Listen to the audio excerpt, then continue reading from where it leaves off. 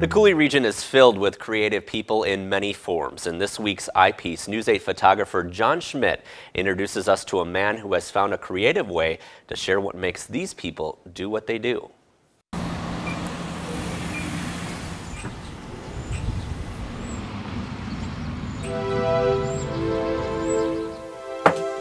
Welcome to the Creative Path Podcast with Matt Olson. Our guest for episode 29 is the amazing Benji Nichols. I don't know, I guess I was just curious to talk to people and sort of see how they keep going or what inspires them to keep working on whatever their particular creative endeavor is, you know.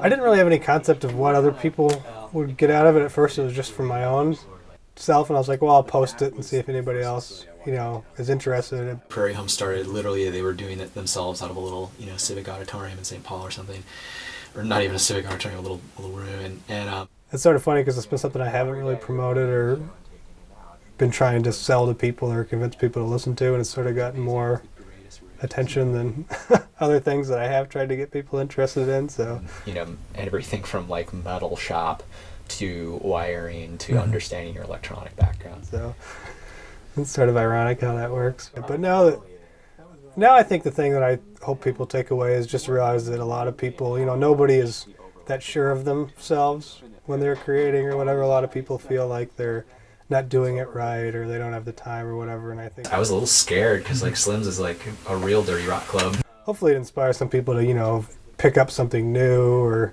try something they've been putting off trying, or just, you know, just get out there and do it.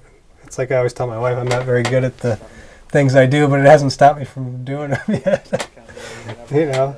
You jinxed yourself, but like